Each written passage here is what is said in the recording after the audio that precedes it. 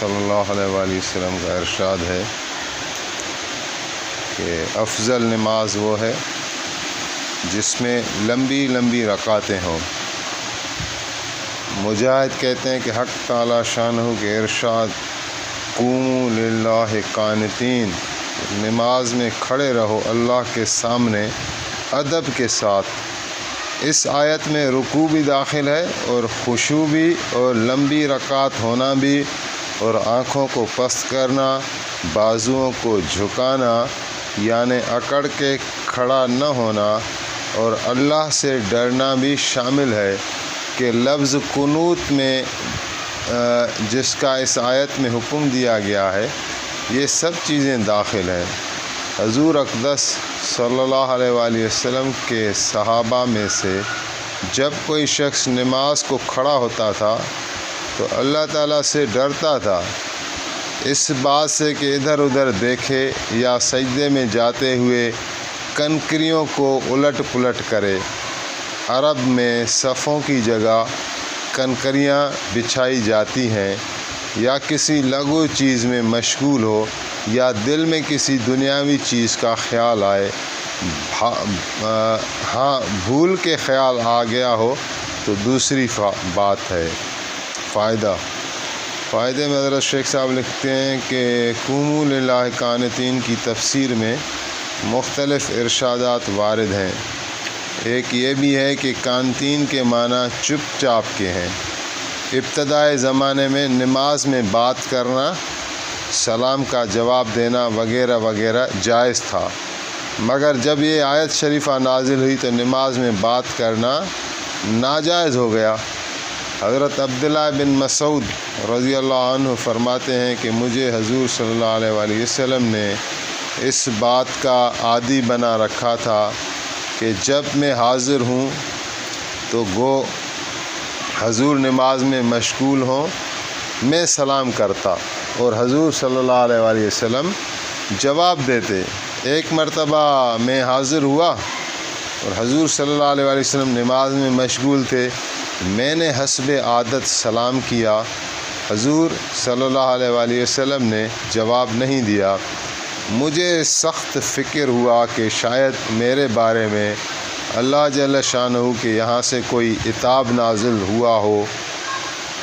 نئے اور پرانے خیالات نے مجھے گھیر لیا، پرانی باتیں سوچتا تھا کہ شاید فلاں بات پر حضور ناراض ہو گئے ہوں، شاید فلانی بات ہو گئی ہو۔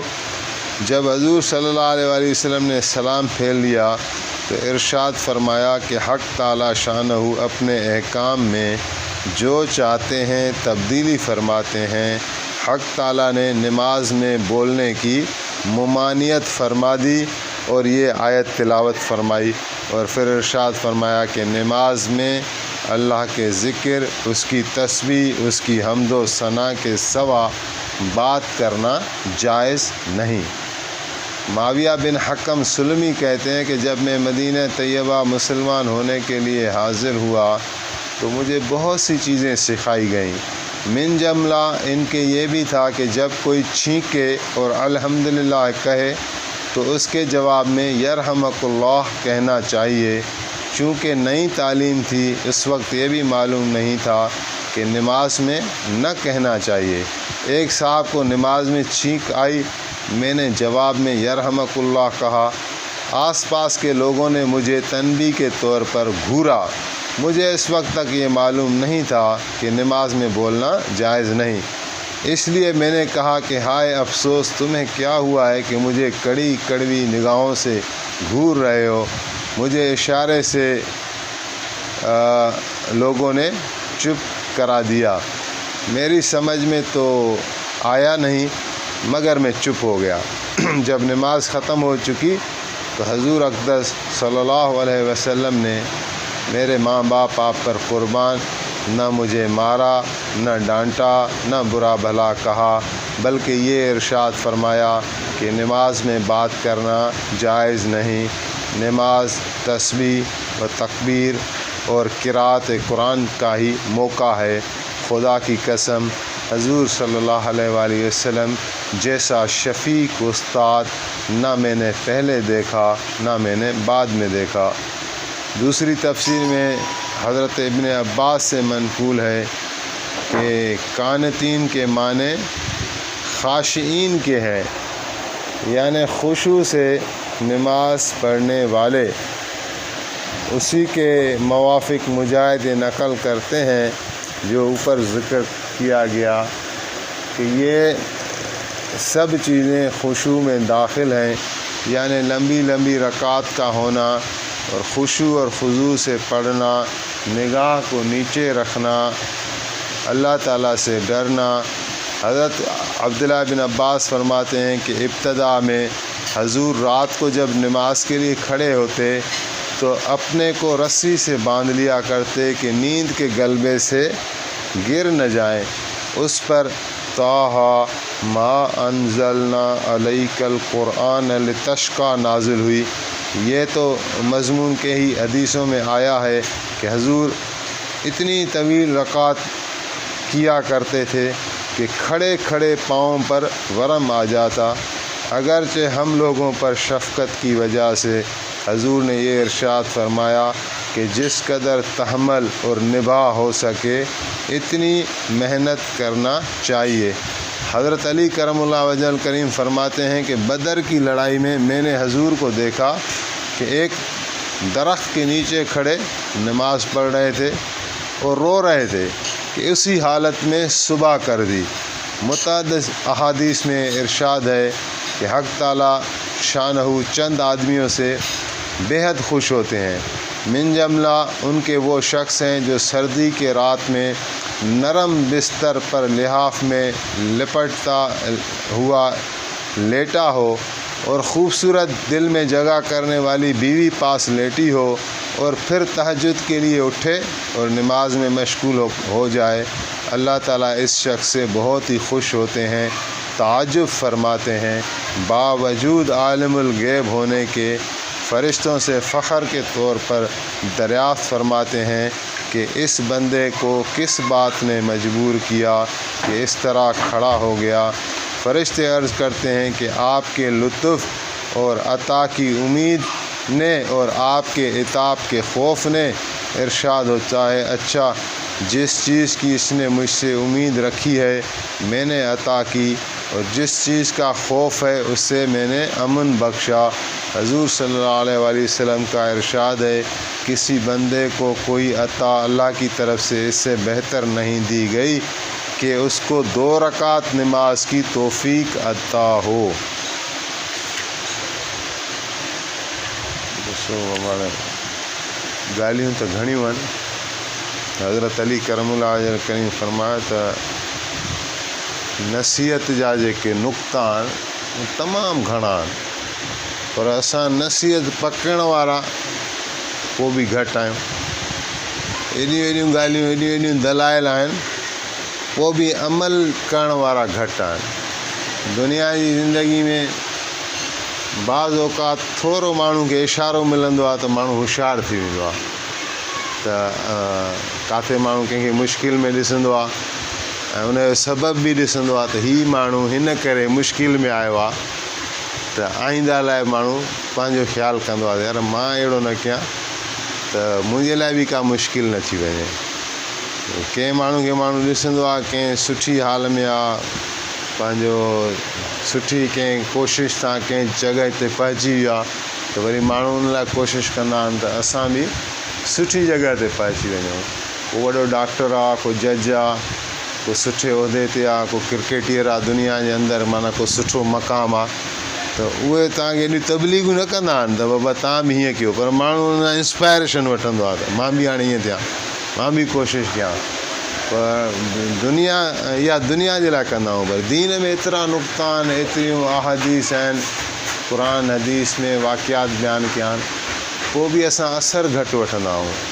असरु इन करे घटि वठंदा आहियूं जो इंसान जी फितरत आहे त हीउ जेको मुशाहिदो कंदो आहे न, ऑब्ज़र्वेशन, जेका शइ साम्हूं हूंदी आहे उन मां उहो असरु घणो वठंदो आहे, ऐं जेका शइ ग़ैब में आहे, जेका असां अखियुनि सां नथा ॾिसूं, सिर्फ़ु ॿुधूं था क़ुरान में हदीस में, त उन जो असरु असांजो ओसिताईं आहे जेसिताईं इहे महफ़िल में माण्हू वेठो आहे क़ुर हदीस ॿुधे थो, वरी तव्हां उथे थो असरु गुम थो थी वञे। त इन करे हिननि ॻाल्हियुनि खे बार बार चवण जी ज़रूरत आहे त असांजे मथां असरु रहे, आख़िरत असांखे यादि हुजे, मौत असांखे यादि हुजे, क़बर जी ज़िंदगी आहे, क़बर में बि माण्हू जेको आहे न मुर्दा न आहे। अजीब अहादीस आहिनि, जेको माण्हू मरी थो वञे त बज़ाहिर त हुनजो रूह निकिरी थो वञे, पर अहादीस में हुनजो रूह जेको आहे फ़रिश्ता हुनजे सीने ते रखंदा आहिनि। हू ॾिसंदो आहे सॼी कारवाई, हुनजे मथां पाणी हारींदा आहिनि त उहो चवंदो आहे त माना पाणी जेको आहे गरम आहे या थधो आहे, मूंखे तकलीफ़ थी पए अचे। हुनखे जॾहिं कफ़न वेड़ींदा आहिनि त हू हुनखे ॻाल्हाईंदो आहे, ऐं हू अगरि नेक रूह आहे त हुनखे उते ख़बर पइजी वेंदी आहे। उहो हुनखे चवंदो आहे मूंखे जल्दी पहुचायो मक़ाम ते, ऐं जेकॾहिं बदबख़्त आहे, बुरा माल सां मरी वियो आहे त चवंदो आहे, रड़ियूं कंदो आहे, मूंखे न वठी वञो। पर बहरहाल पहुचणो त आहे क़बर में। क़बर में आदम अलैहिस्सलाम खां वठी ज़माने खां वठी माण्हू क़बर में आहिनि। 10-10 हज़ार साल गुज़री विया, 20-20 हज़ार साल गुज़री विया, 50-50 हज़ार साल गुज़री विया। हिन ई किताब में हिकिड़ो वाक़ियो लिखियलु आहे त नबी करीम सल्लल्लाहु अलैहि वसल्लम जन उम्मत जे ग़म में वेठा, हज़रत जिब्रील अची वियो, साईं खे फरमाईं त साईं मूंसां गॾु अचो। क़ब्रिस्तान में वठी वियो, बनू सलमा जा माण्हू उते दफ़न आहे, कबीले जा। हिकिड़ी क़बर खे पर हयोनि जिब्रील अमीन, उन मां हिकिड़ो इंसानु ॿाहिरि निकिरी आयो। क़बर में जेको माण्हू हो उहो ॿाहिरि निकिरी आयो। ॿाहिरि निकिरी आयो त हुनजो चहिरो ख़ुशि, इत्मिनान ऐं साफ़ु सुथिरो, ऐं हुनजी ज़बान ते हो ला इलाहा इल्लल्लाह मुहम्मद रसूलुल्लाह। उहो वरी हुनखे पर हईं, उहो साॻियो अंदरि हली वियो। वरी ॿी क़बर खे पर हईं, उन मां हिकिड़ो माण्हू निकितो न, त उहो उन ते सभु अज़ाब जा जेके आहिनि आसार हुया, ज़ंजीरुनि में जकड़ियो पियो आहे, अखियुनि में बाहि, रड़ियूं, अफ़सोस, दाहूं। पोइ वरी हुनखे साॻिए तरीक़े सां पर हईं, उहो अंदरि हली वियो। पोइ हज़ूर अलैहिस्सलाम खे अर्ज़ु कई, या रसूल अल्लाह, हीअ जेके आहिनि न, हीअ क़यामत ताईं इन हाल में हूंदा। जेको ईमान इत्मिनान सां वियो आहे उन क़बर में बि इत्मिनान सुकून में आहे, ऐं जेको गुनाहनि जे सबबु अज़ाब में आहे, इहो हाणे क़यामत ताईं अज़ाब में हूंदो। अॻिते बि अज़ाब आहिनि। त दुनिया जी ज़िंदगी असांखे छाजे लाइ मिली आहे? इन करे न आहे मिली त हिते असां पबजी खेॾूं, हिते असां लूडा खेॾूं, हिते असां ताशूं खेॾूं, हिते असां क्रिकेटूं खेॾूं।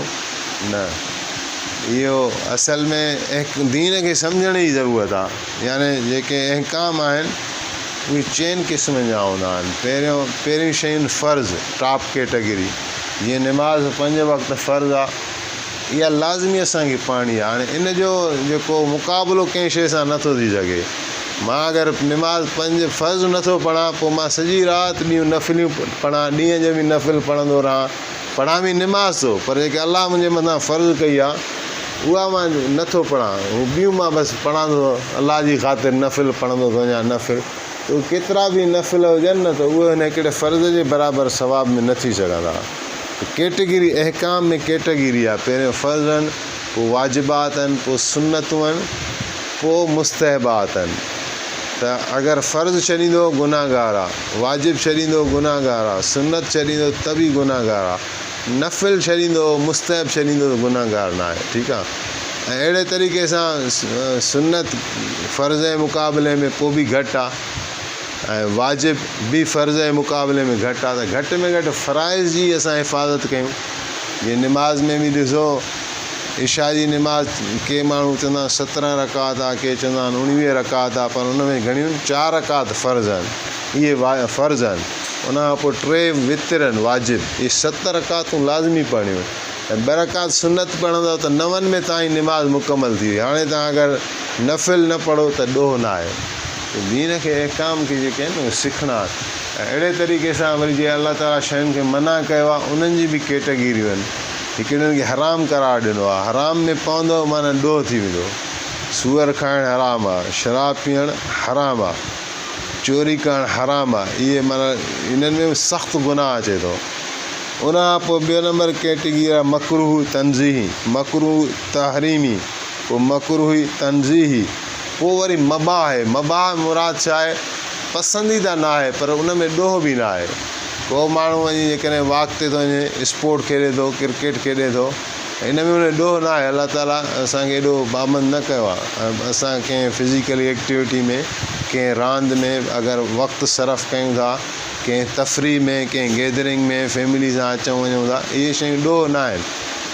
पर पोइ बि इन्हनि में ख़्यालु करिणो आहे त वक़्तु असांजो क़ीमती आहे। अगरि असां इन्हनि शयुनि में वक़्तु एॾो ज़ाया करे छॾींदासीं त असांखे पोइ पंहिंजी निमाज़ पढ़ण जी ताक़त न रहंदी। उहे शयूं फ़र्ज़ु हली वेंदियूं हिननि जे करे, त पोइ असांजे मथां गुनाह पइजी वेंदो। त घटि में घटि इहे त कयूं बाबा, रोज़ाना तलक़ीन इहा आहे त निमाज़ खे पकड़ियो।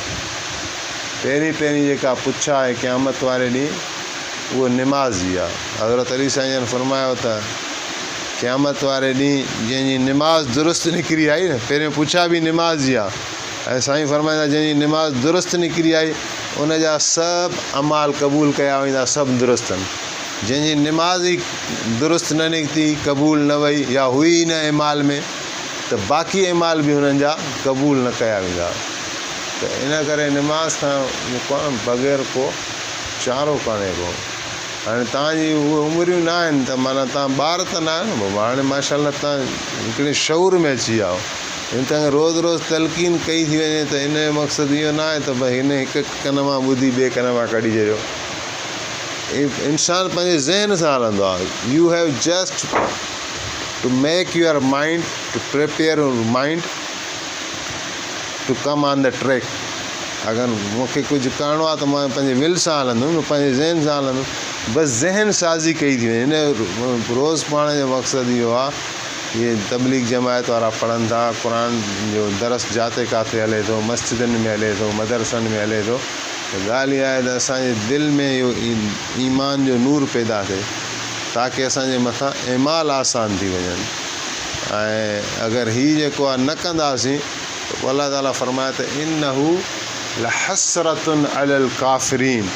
क़ुर जेको आहे न, पोइ वॾी हसरत आहे। पोइ माण्हू जेको उते पहुची वियो ऐं उन जॾहिं मां ॾिठो त मां नुक़सान में आहियां, मूंखे त अलाह साईं हेॾी ज़िंदगी ॾिनी, कंहिंखे 60 साल ॾिनी, कंहिंखे 70 साल ॾिनी, कंहिंखे 100 साल ॾिनी, कंहिंखे केतिरी ॾिनी, पर हुन सॼी उमिरि जेको आहे क़ुर जी तरफ़ आयो ई न। हालांकि अलाह जी तरफ़ अचण लाइ 10 मिंट बि काफ़ी आहिनि। अलाह साईं सभु गुनाह माफ़ थो करे छॾे।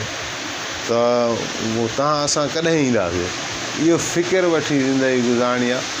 पंहिंजी ज़िंदगी खे जेको आहे न, इबादत जी तरफ़ वठी अचो। अलाह ताला सां तालुक़ु मज़बूत हुजे ऐं असांजा अख़लाक़ सुठा हुजनि।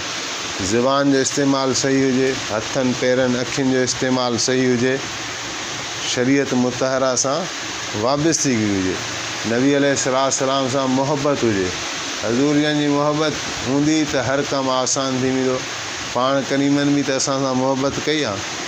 ॾिठो ई न वफ़ात वक़्तु जॾहिं साईं जन दुनिया मां वञनि पिया त साहबा खे चयूं त मुंहिंजी दिलि चवे थी मां पंहिंजे उहा ॿाहिरि ॾिसां जेके मूंखां पोइ ईंदा। त साहबा चयो त या रसूल अल्लाह, असां तव्हांजा ॿाहिरि न आहियूं। त साईं जन फरमाया तव्हां मुंहिंजा साहबी आहियो। त मां चवां थो त मां काश उन्हनि खे ॾिसां जेके मूंखां पोइ ईंदा। हर वक़्तु असांजे लाइ दुआऊं कंदा रहिया, हर वक़्तु अलाह ताला खां असांजे लाइ घुरंदा रहिया, तॾहिं त हिन उम्मत जा चहिरा सलामत आहिनि। अॻी उम्मतुनि जा चहिरा बिगड़ी वेंदा। अलाह जो उन्हनि गुनाह कया त उन्हनि जा चहिरा सूअरनि वांगुरु थी विया, कुतनि वांगुरु थी विया, ॿिलनि वांगुरु थी विया। पर अलाह साईं हिन उम्मत ते पर्दो रखी छॾियो आहे। गुनाह कनि जेके जहिड़ा बि कनि त अज़ाब ईअं नज़र नथो अचे। अलाह जे नबी जूं असांजे पोयां दुआऊं आहिनि। त असांजो बि कमु आहे त असां नबी करीम सल्लल्लाहु अलैहि वसल्लम सां मुहबत कयूं, अलाह ताला सां मुहबत कयूं। जंहिं हर लम्हे हर नेमत असांखे ॾिनी आहे, हुनजा केॾा ख़ज़ाना आहिनि। अखियूं थो ॾे, सभिनी इंसाननि खे अखियूं ॾिनियूं आहिनि, कन ॾिना आहिनि, सभिनी खे ॿुधण जी सलाहियतूं ॾिनियूं आहिनि, हथ ॾिना आहिनि। सभु अलाह साईं ताक़त, अलाह साईं नेमत आहे। दुआ कर अलाह ताला साईं अमल जी तौफ़ीक़ अता फ़रमाए।